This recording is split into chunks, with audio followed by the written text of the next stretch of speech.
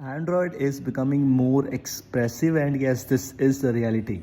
The latest update of Android 16 is bringing you new expressive theming. It's a bit, or you can say, upgrade version of Material You, bringing you something really extraordinary. And this new update is coming very soon based on Android 16. It will not be available in the stable stage, which is coming next month. It will be available in the QPR 1 update 3 months later on.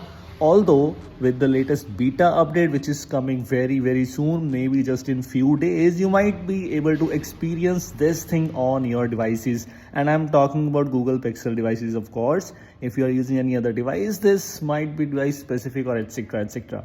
The quick settings panel have a new revamped UI. As you can see, it's expressive theme, blur is introduced, the UI is bit changed, and a lot more new things are actually added. Some of the things include the new clock styles, and this seems to be quite exciting one.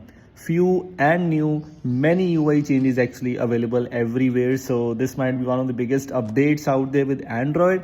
Android 16 is one of the exciting updates for almost everyone out there. If you are into Android from a long time and were looking forward to Android updates and was getting bored day by day, but yes, we're finally getting something extraordinary, something so good, something so beautiful. Many of you might love this update for sure. This is Material 3 Expressive, and you just noticed, if you just saw the event which just was unfolded yesterday night, this was actually introduced officially. So it's not a leak, it's nothing like that, it's actually official thing.